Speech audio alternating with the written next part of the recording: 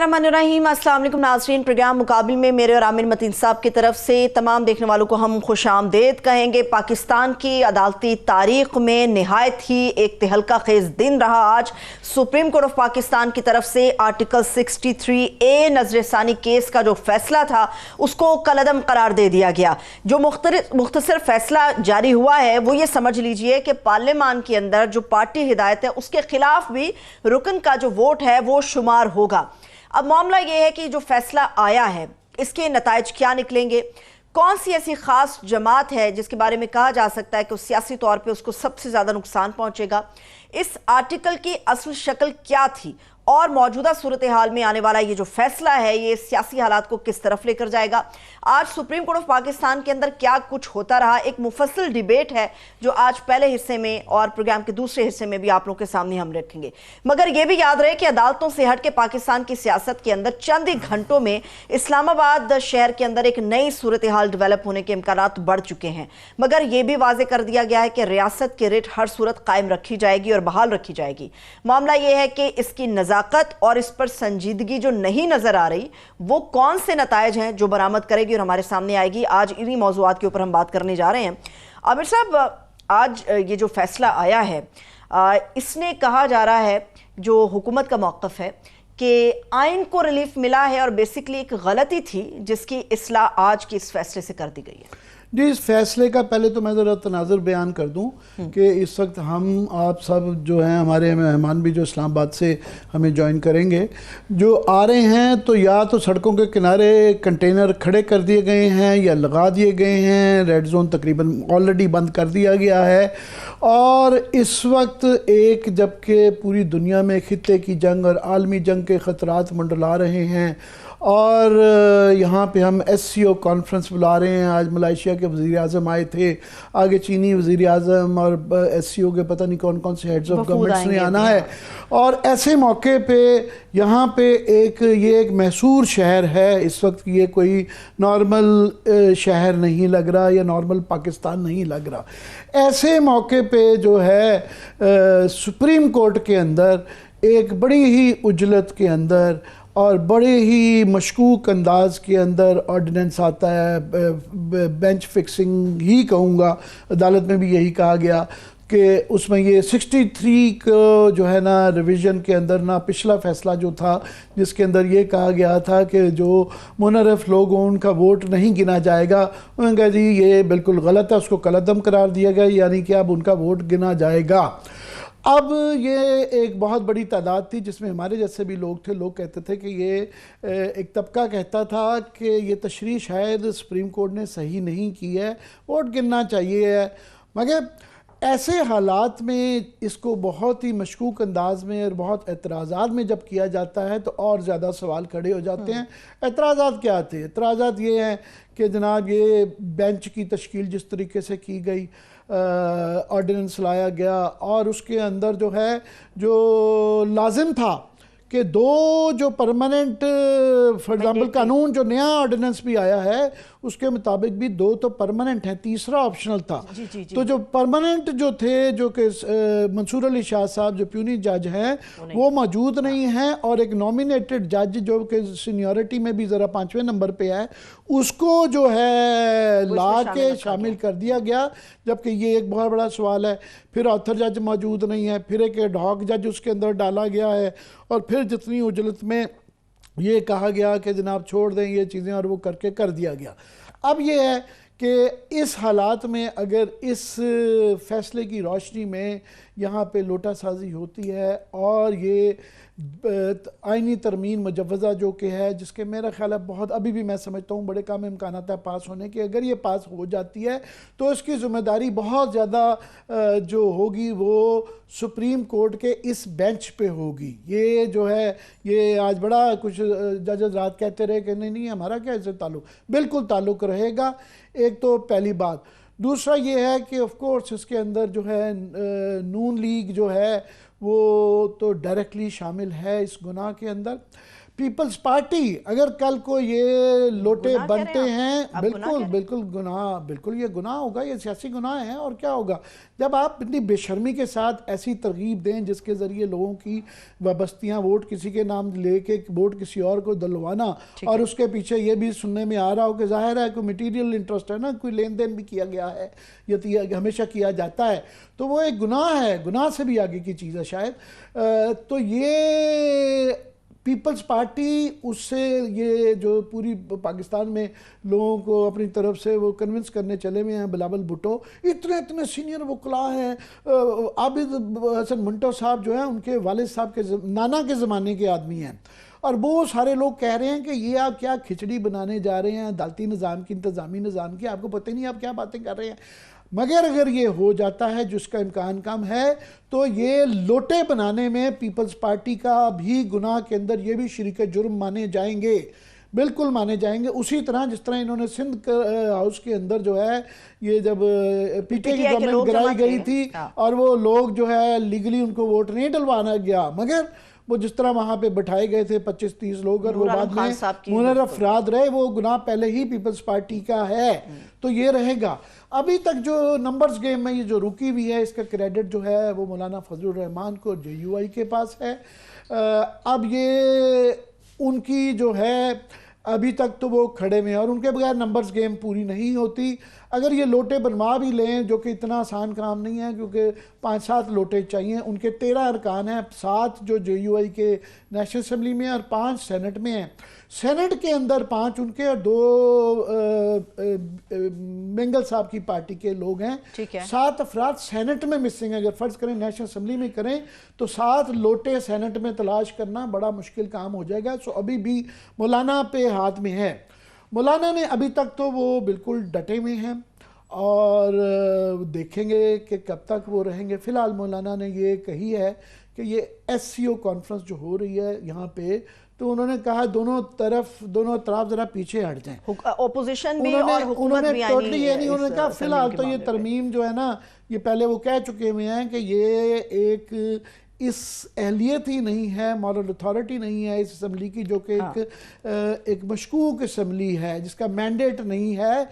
तो अभी तो फिलहाल उनका पीछे ज़रा बैक ऑफ करें, अभी इंतज़ार करें कि कम से कम ये तो होने दें। और PTI से भी उन्होंने कहा है आप भी अपना ऐलान करें।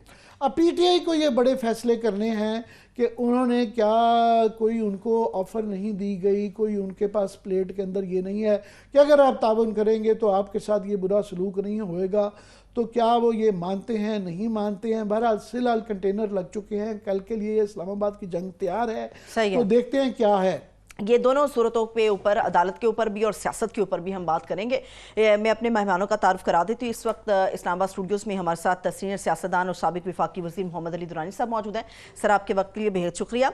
और इसके अलावा जो कानूनी मामलात हैं उस पर बात करने के लिए माहिर कानून बैरिस्टर अबूज़र सलमान न्याजी साहब भी हमारे साथ मौजूद हैं। न्याज़ साहब, बेहद शुक्रिया आपके वक्त के लिए। जी आमिर साहब। जी, मैं दुरानी साहब आपकी इजाज़त से अबूज़र न्याजी साहब से ज़रा लीगल ओपिनियन लेना चाहता हूँ कि आप 63A का जो आज फैसला आया है, क्या कहेंगे?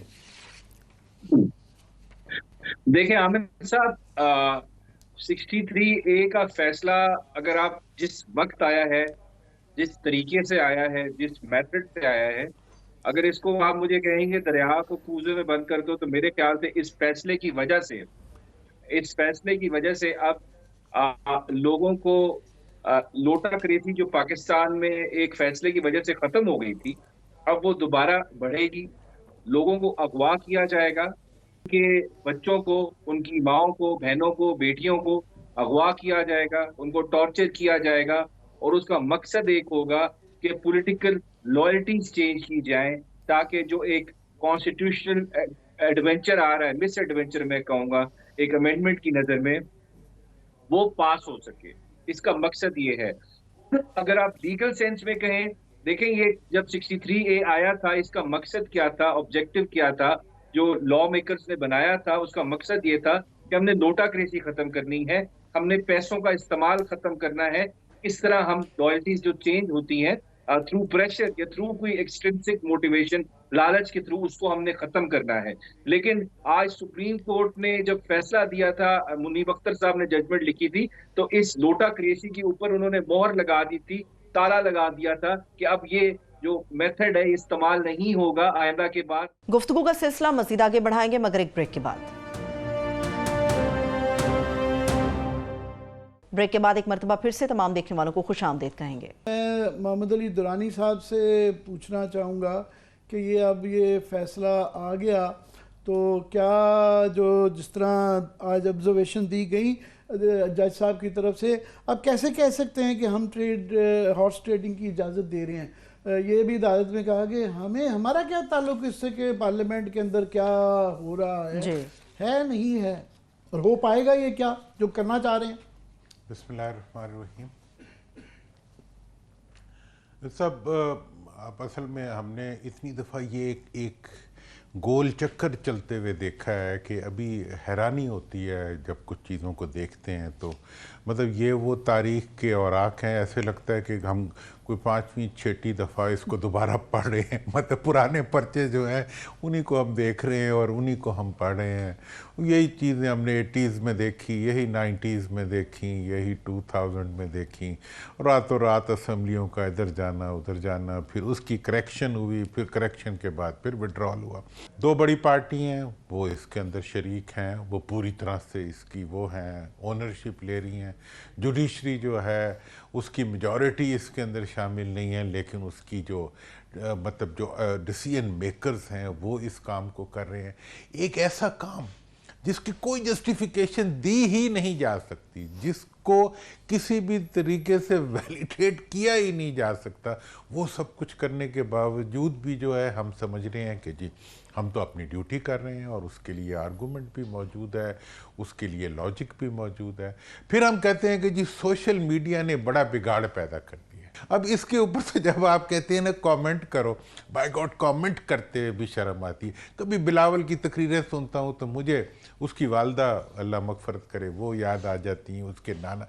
क्या कह रहे हो तुम, ठीक है, क्या कह रहे हो और किसको कह रहे हो? तो मतलब ये है कि इस सारी सिचुएशन को देखते हुए मेरा ये ख्याल है कि जो कुछ अदालत में हुआ वो भी शर्मिंदगी था।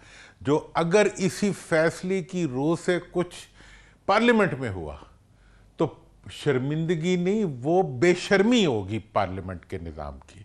और इस सारी सिचुएशन में से अगर कोई अमेंडमेंट निकालने की कोशिश की जाएगी तो मैं समझता हूँ कि वो पूरे पार्लियामेंट और पार्लियामानी निज़ाम की ज़िल्लत और रुसवाई होगी। तो ये सारा एक ज़िल्लत और रसवाई का सफ़र है जिसको ये लेके चल रहे हैं। आपने बड़ी अच्छी बात की। सारा मामला घूम फिर के अगर ये लोटे भी बना लें नेशनल असम्बली में, सेनेट में, मैंने जिस तरह कहा कि इनको 5-7 वोट चाहिए हैं, वो BN मेंगल और 2 वोट हैं और JUI के 5 हैं, 7 वोट जो हैं उनके बगैर ये काम नहीं बनता। मौलाना पे बात अड़ी हुई है। मौलाना आपके बड़े दोस्त हैं और आपकी उनसे मुलाकातें भी रहती हैं, तो मौलाना ने अभी तक तो बिल्कुल खड़े में हैं, बट थोड़े से इफ्स एंड बट्स हैं जिससे मैं डर जाता हूँ। एक, उन्होंने अभी तक ये कहा कि वो हक में आईनी अदालत के, उनको इस तरीक़ाकार से एतराज़ है। दूसरा, उन्होंने आज के फैसले का भी कही फैसला ठीक है, इसका मिस यूज़ नहीं होना चाहिए, इसके ज़रिए लोटे नहीं बनाने चाहिए।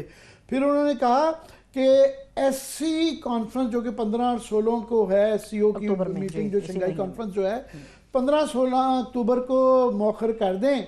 और इससे मैं ये खस कर सकता हूँ कि फिर इसका मतलब क्या ये तो नहीं कह रहे कि 16 और 25 के दरमियान में जो कि रिटायरमेंट डेट है ये कर ले, तो मौलाना खड़े में हैं।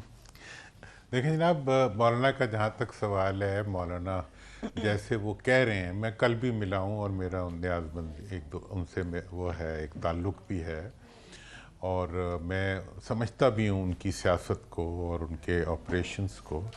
मैं इसके बारे में पूरे यकीन से कह सकता हूँ कि ना मौलाना इस मामले में किसी किस्म की भी जिसे कहते हैं कन्फ्यूजन उनके माइंड में नहीं है, और मेरा ख्याल है कि होना भी नहीं चाहिए था। तो यहाँ पे मैं तो बिल्कुल अमली सियासत के हवाले से कह रहा हूँ कि अमली सियासत के हवाले से भी ये अगेंस्ट द विंड जाना मौलाना बहरहाल एक उनको और कई चीज़ों का इल्ज़ाम दिया जा सकता है, उनकी सियासी बसीरत को चैलेंज नहीं किया जा सकता। तो क्या उसकी उनकी वो सेंस क्या कहती है? देखें, उनकी सियासी बसीरत और जो देखें असल में ताकत के ज़रिए कुछ करवाना, ये हमारे मुल्क की एक रिवायत रही है और इन्हीं दोनों पार्टियों ने ये रवायत बनाई भी थी। मेरा ख्याल है कि जिस तरह अब ये ख़त्म हो रही हैं उसी तरह से ये रवायत भी अब आखिरी सांस ले रही है। ये वो इस वक्त की वो सूरत हाल है जिसमें एक तरफ तो ये पार्टियां डूब रही हैं, लेकिन कुदरत का इंतकाम देखें कि डूबते हुए उनसे वही काम कराया जा रहा है जो उन्होंने अपने आगाज़ में किया था। मतलब अंजाम और आगाज़ जो है वो इस चीज़ को जस्टिफाई कर रहा है कि ये उन्हीं का बनाया हुआ एक बदनुमा अमल था जो उन्हीं के सामने और उन्हीं के हाथों ये इख्तिताम पजीर होगा। मैंने इस मामले में जुडिशरी से रिलेटेड मुशर्रफ साहब के आखिरी दौर के जितने इक़दाम थे उनको देखा है और जो इस वक्त उठाए जा रहे हैं मैं उनको भी देख रहा हूँ। ये होने जा रहा था। ये तो इत्तफाकन वो जो वाडा साहब ने कहा कि नकम्मी और नालायक हुकूमत है, वरना ये रात के वक्त तो तमाम उस वक्त ये हो चुका था। तो मौलाना साहब का ये क्रेडिट है कि ये रुक गया, वरना वो तमाम इतने जय्यद हजरात पीपल्स पार्टी और नून लीग में जो बैठे हुए हैं वो उनको टॉयलेट नहीं जाने दिया जा रहा था कि बैठे रहे यहाँ पे बच्चों की तरह वो बैठे हुए थे। तो सब तैयार थे इसके लिए, मगर ऐसा हो ना सका। ये अबू सर ये बताइए कि ये आज वाडा साहब ने भी बड़ी तहमकाना वो कही, फिर जो है इंटीरियर मिनिस्टर की बड़ी सख्त आई, कंटेनर शहर में लग चुके हैं, वो आपको अखलाकी तौर पे भी कह रहे हैं और डरा के भी कह रहे हैं कि अगर किसी ने वो की कल यहाँ पे मेहमान आए हुए हैं और कुछ है भी, तो आप लोगों की क्या सोच है कि आप लोग कल जो यहाँ पे इस्लामाबाद के अंदर एहतजाज है डी चौक में, उसके मुतालिक कोई नरमी दिखाएंगे? देखिए आमिर साहब, पहले तो आपने वाडा साहब की बात, उनको तो मेरे ख्याल से सीरियस लेने की जरूरत नहीं है। वो एक चाबी वाला खिलौना है, उनको चाबी दें वो बोलना शुरू कर देते। जहां तक इंटीरियर मिनिस्टर की बात है, देखिए इंटीरियर मिनिस्टर की जो स्टेटमेंट है वो भी इतनी अच्छी नहीं है। अगर मेरा इस्लामाबाद का मैं मुल्क का शहरी, मैं अगर एहतजाज करना चाहता हूँ तो ये हक है। फ्रीडम टू असेंबली जो है मेरा, वो मेरा राइट है। अगर मैंने एक्सरसाइज कर रहे हैं वो पाकिस्तान की किसी एरिया में कर सकता हूँ, पाबंदी हो, बेशक वो डी चौक हो, बेशक वो इस्लामाबाद हो, लाहौर हो, मीनार पाकिस्तान हो, मेरा बुनियादी हक इनको एक्सरसाइज करूँगा, राइट को, अपना प्रोटेस्ट करने का राइट भी और असम्बल करने का राइट भी, और साथ फ्री स्पीच का राइट भी मेरा हक है कि मैं अपनी जो मेरी पॉलिटिकल गैदरिंग है उसमें पार्टिसिपेट करूं और मैं बताऊं कि इस मुल्क में क्या ज्यादती हो रही है, इस मुल्क पे किस तरह कब्जा करने की कोशिश की जा रही है, किस तरह इस मुल्क की जुडिशरी के ऊपर एक असॉल्ट हो चुका है, एक जुडिशियल एडवेंचर मिस एडवेंचर किया जा रहा है। आप लोगों का बेंच पे भी एतराज था, आप लोगों का इस केस पे और इसकी टाइमिंग पे भी एतराज है, फिर आज इमरान खान साहब की तरफ से बाइकॉट का भी कह दिया गया, बेंच पे अदम एतमाद भी आपने कर दिया, मगर फिर अली जफर साहब इसी बेंच और इसी अदालत के मुआवन भी मुकर्रर हो गए। तो ये मफादात का टकराव नहीं है? एक तरफ वो अपने क्लाइंट के लिए इस पे अदम एतमाद कर रहे हैं, दूसरी तरफ वो इसी बेंच के लिए जो है वो अदालती मुआवन भी मुकर्रर हो जाते हैं। अच्छा देखें, जो एक बात कर दूं, जुडिशरी इंडिपेंडेंट होनी चाहिए, एग्जीक्यूटिव के नीचे नहीं लगी होनी चाहिए, और जो लोगों का वोट होता है उसकी इज्जत करें। सबसे बड़ा मफाद यही होता है मुल्क का, बुनियादी हकूक की आप रिस्पेक्ट करें, सबसे बड़ा मफाद ये होता है। और जहां मुझे ब्रेक पर जाना है, मैं चाह रही हूँ आप मेरे सवाल का जवाब दे दें अबूजर साहब, मुझे ब्रेक पर जाना होगा। फिर अली जफर साहब की बात है, देखें वो हमारा कैटेगोरिकल बात है कि हमारा बिल्कुल बेंच पे इतराज है, जिस तरह वो बना, जिस तरीके से कमेटी से निकाला बाहर, मंसूर अली शाह साहब को निकाला गया, और जिस तरह ये बेंच बना, सब कुछ एक मेलाफाइड गैर कानूनी तरीके से। अली जफर साहब ने आपकी असिस्टेंट की है एज अ माइक, मेरे ख्याल से वो भी उनको चाहिए थी, लेकिन पार्टी की पोजीशन यही है कि ये बेंच गैर कानूनी है। हमारी ऑब्जेक्शन रहेगी और हमेशा रहेगी कि गैर कानूनी गैर आईनी तरीके से बेंच पर हम इसको नहीं मानते। बहरहाल ये एक सवाल तो बड़ा बाकी ज्यादा रहेगा, हमेशा रहेगा। था और कहा गया कि आप लोगों की ये नरम गरम जो रवैये हैं उसकी वजह से एक वर्कर तो छोड़े, हम भी कंफ्यूज हो जाते हैं कि आप लोग वो हम नारा अपने जवानी में लगाते होते थे कि जद्दोजहद या मुसलहत, तो फैसला कर रहे हैं आप लोग भी। थैंक यू, बहुत बहुत शुक्रिया। Thank so much. Abuzar Salman Niyaz साहब हमारे साथ मौजूद है। अभी एक ब्रेक ले लेते हैं, दुरानी साहब हमारे साथ मौजूद रहेंगे, लेकिन पाकिस्तान की सियासी सूरत हाल और अदालती मामलात के ऊपर और भी मजीद अहम गुफ्तगू है जो हम करने जा रहे हैं। Stay with us. ब्रेक के बाद एक मरतबा फिर से खुशामदेद कहेंगे, मामलात को और गुफ्तगू को आगे बढ़ाते हैं। और इस वक्त हमें इस्लामाबाद स्टूडियोज़ में एक और मेहमान ने ज्वाइन किया, सीनियर कोर्ट रिपोर्टर हैं हसनात मलिक, वो भी हमारे साथ मौजूद हैं। बहुत शुक्रिया हसनात, थैंक यू सो मच आपके वक्त के लिए। जी आमिर साहब। जी हसनात, फैसला तो 63A का आ ही गया और उजलत का तो हमें पता ही था, मगर इतनी उजलत का भी नहीं पता था कि वो पार्टीज़ को बुलाए बगैर ही बस उन्होंने कर दिया। और साथ में पहले भी बड़े मुतनाज़ा फैसले आते रहे, मगर इस तरह के दर्स नहीं दिए जाते थे दरमियान में, जिससे कि हंसी भी आती है, रोना भी आता है कि ये भी दरमियान में सुनाता जा कि ये पहले वक्त नहीं रहे कि बेंच फिक्सिंग होती है, इस दफ़ा बड़ी शफाफियत भी है। सो ये लेक्चर भी सुनने को मिले। क्या कहेंगे कि क्या हुआ और आगे क्या होने जा रहा है? देखिए, ये तो एक्सपेक्ट किया जा रहा था कि आज फैसला यही होगा और यूनानिमस होगा। और इस फैसले के हवाले से जब हमने देखा कि 12 जुलाई मखसूस नशिस्तों में हुकूमत को 2/3 जो है जब उनकी वो नहीं रही, तो उसके बाद काजी फैसल साहब ने ये फैसला किया कि ये नज़रसानी का केस लगाया जाए। पहली दफ़ा जब जुलाई 18 को जब मीटिंग हुई कमेटी में, उसमें उन्होंने जो बेंच बनाया था उसमें मंसूर अली शाह उसको हेड कर रहे थे। छुट्टियों के बाद उन्होंने देखा कि ये रिव्यू जो रिजर्व सीट में है वो तो बड़ा मुश्किल है, तो इसको ही करना चाहिए। उसमें इसके लिए फिर पहले आर्डीनेंस आया, आर्डीनेंस में कमेटी चेंज हुई, कमेटी में उनके हमख्याल जज अमीनुद्दीन खान साहब शामिल हो गए। फिर उसके बाद उन्होंने जो है वो बेंच चेंज किया, ख़ुद ही अपनी प्रपोज़ल और ख़ुद बेंच को प्रिजाइड किया और रिस्क ऐसे कोई भी नहीं लिया, सारे अपने ही जो हमख्याल जजेस हैं उनको शामिल करके ये फैसला किया है। आथर जज नहीं थे मुनीब अख्तर साहब। टाइमिंग पे सवाल उठ रहा है, अदरवाइज़ मेरा ख्याल है कि जो टेक्स्ट है आइन का उसमें जो फैसला मुनीब अख्तर साहब का था वो ठीक नहीं था। वोट कहीं नहीं लिखा हुआ था कि नहीं काउंट होगा, वोट काउंट होगा।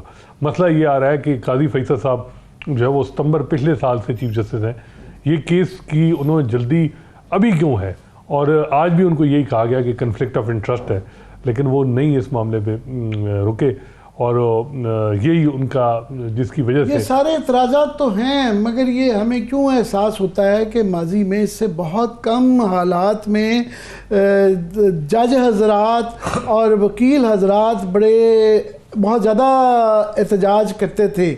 जजेस के अंदर वो ये इस तरह के खतूत तो ज़रूर आ रहे हैं, मगर जिस तरह 97 में इससे कम हालात थे, जो हो गया था वो नहीं नज़र आ रहा, बस ज़ुबानी कलामी की हद तक है। वो कला का काफ़ी वो आ रहा है, मगर वो भी अगर माजी के लिहाज से देखा जाए तो वहाँ भी कहीं ना कहीं बिलावल साहब जाते हैं, हर जगह बार पे करते हैं, हल्के फुल्के ही सवालात होते हैं।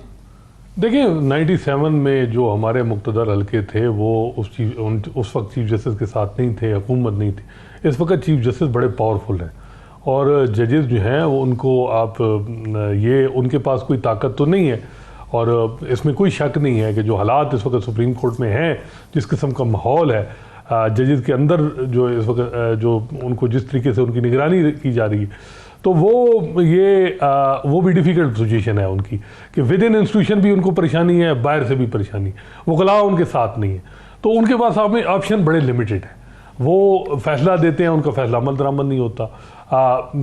जो है वो हम देखते हैं कि वकला की सपोर्ट नहीं है, सिविल सोसाइटी उस तरह उनके साथ नहीं खड़ी।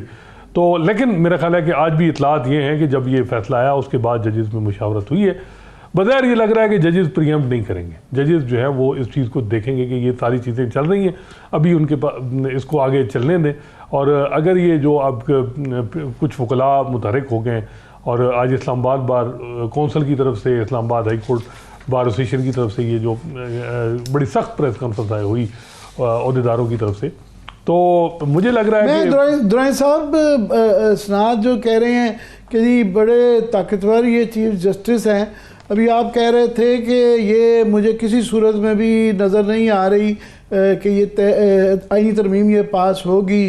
फिर यहाँ फैसल सिद्दीकी साहब हमारे कोई प्रोग्राम में आए थे, उन्होंने कहा जी कुछ भी कर लें तो ये इट्स ओवर फॉर फायज़ ईसा साहब, और ये इनको शराफत से घर चले जाए तो ज़्यादा बेहतर है।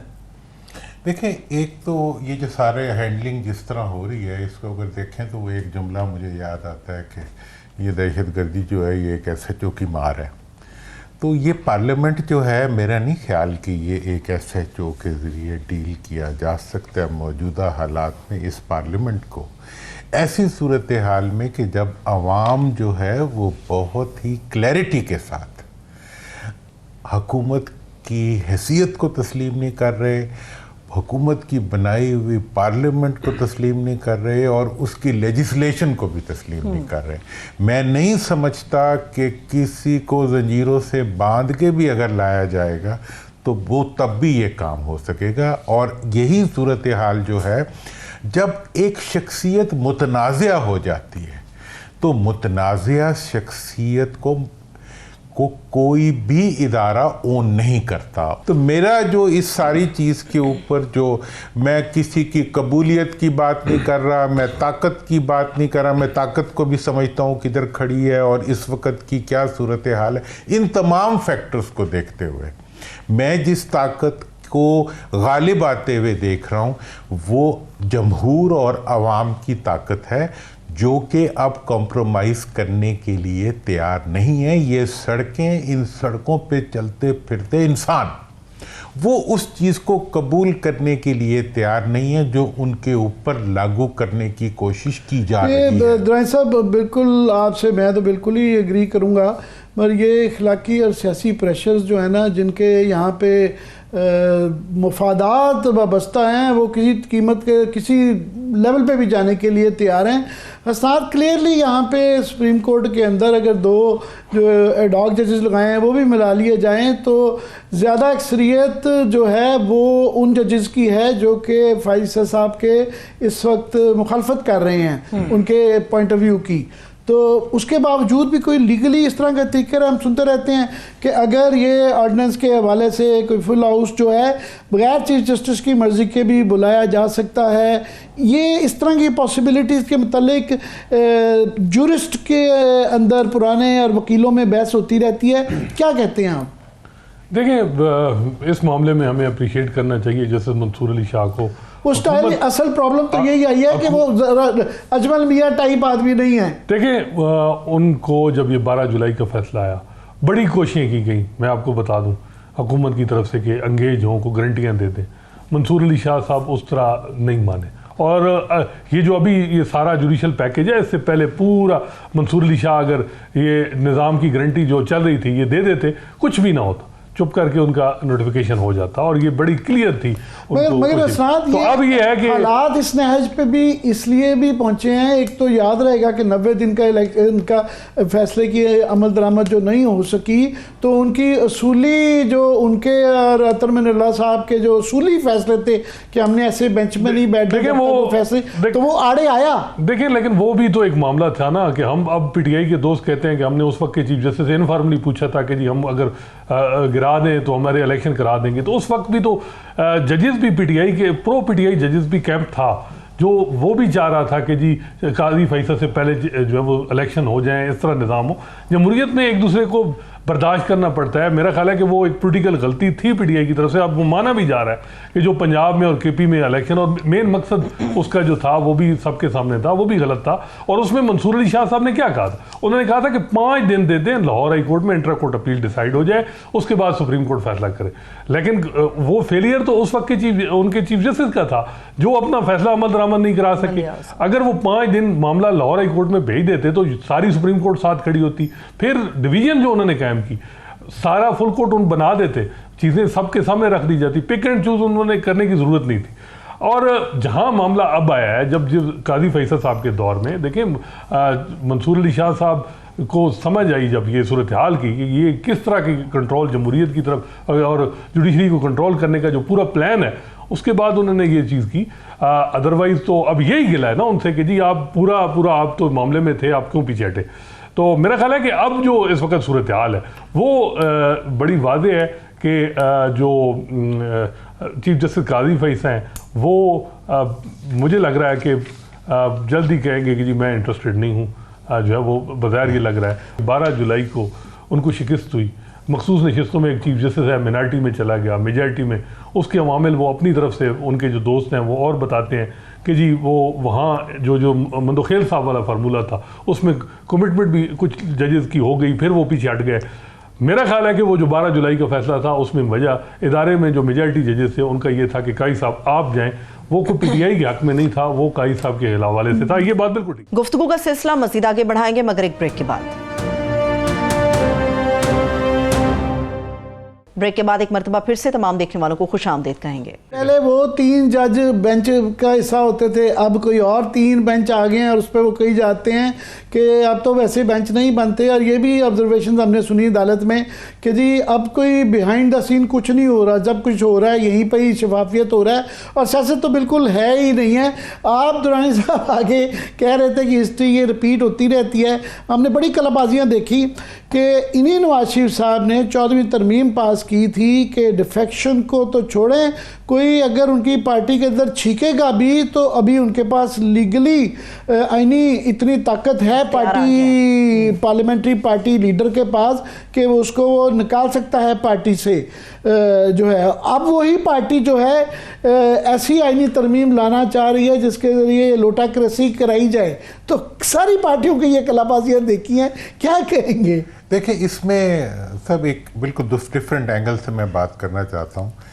जो कुछ अदालत में हो रहा है, अदालत में बारहा इसी तरह होता रहा है पिछले, जैसे आपने बहुत वाज़ेह तौर पे बताया कि जब पीटीआई के फेवर्ड जजेस थे, अमेरिका में भी इसी तरह होता है। देखें अदालत के जो मामलात हैं उनको क्रिटिसाइज किया जा सकता है, सब कुछ ठीक है, लेकिन जो सबसे वाइटल बात है, जिस चीज़ को सब तस्लीम कर रहे हैं कि आखिरी अख्तियार पार्लियामेंट का है, पार्लियामेंट के अख्तियार को इस्तेमाल करने का हुकूमत के पास कोई ज़रिया नहीं है। उनके पास नंबर्स नहीं है, उनके पास मॉरल अथॉरिटी नहीं है, उनके पास सपोर्ट नहीं है, उनके पास पब्लिक सपोर्ट नहीं है। इन तमाम चीज़ों की एब्सेंस में अदालत ने क्या किया, वो तारीख का एक अदालती तारीख का एक हिस्सा होगा। पार्लियामेंट में जो कुछ होगा वो मुल्क की तारीख का और मुल्क के मुस्तकबिल का एक हिस्सा होगा। इस दोनों के दरमियान फ़र्क आना चाहिए।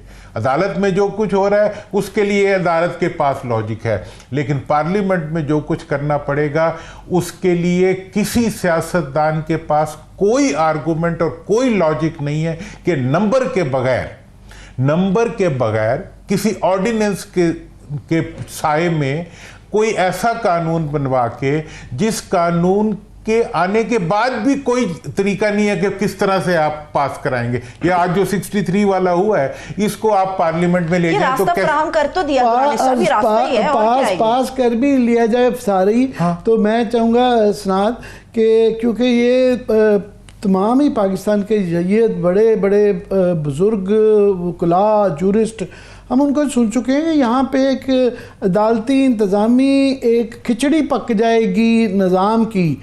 तो अगर ये फ़र्ज़ करें, मुश्किल लगता है, तरमीम ये पास भी करवा लेते हैं, अगर आईनी अदालत बन जाती है तो वहाँ पे बेंच का और बार का क्या रिएक्शन होगा? देखिए बार तो इस वक्त हुकूमत ने काफ़ी मैनेज किया है, उसमें आज़म नज़ीर तारड़ साहब का बड़ा रोल है, उनका ग्रुप है इंडिपेंडेंट ग्रुप, वो पाकिस्तान बार कौंसिल में भी उसकी मेजॉरिटी है, सुप्रीम कोर्ट बार में भी उनकी मेजॉरिटी है। इलेक्शन सुप्रीम कोर्ट बार का अगले महीने होना है, बज़ाहिर ये लग रहा है उनके लिए भी मुश्किलात हैं। हर हुकूमत में वो बार के अंदर जो पाकिस्तान बार है, क्योंकि उसके अंदर वहाँ पे उनका एक हमेशा ही असर होता है। और ये 317 जो वकला ने लिखा है, वो पाकिस्तान की क्रीम ऑफ पाकिस्तानी जो है लॉयर्स है। देखिए यही जो है वो सारी बात ठीक है, लेकिन इस वक्त यही तो मसला है कि मेरा ख्याल है कि ज़्यादा अगर ये बन जाती है तो कोई बार की तरफ से, सिविल सोसाइटी की तरफ से, बाकी जो है या जजेस की तरफ से कोई एतराज़ तो आए। हुकूमत को तो बड़ा सूट करता है मेरा ख्याल है कि कादी साहब का वो मुश्किल से आदमी है। दुरानी साहब क्या कहेंगे? मैं तो वैसे साहब बिल्कुल इस मामले में क्लियर हूँ कि कोई ना तो कोई नया कोर्ट बनेगा ना बन सकता है, ना उसके बनाने का किसी के पास अख्तियार है, ना अवाम इसको एक्सेप्ट करेंगे। जो कुछ भी होगा वो इस बुरी तरह से रोल बैक होगा कि तारीख के अंदर वो एक अलमिया बन जाएगा।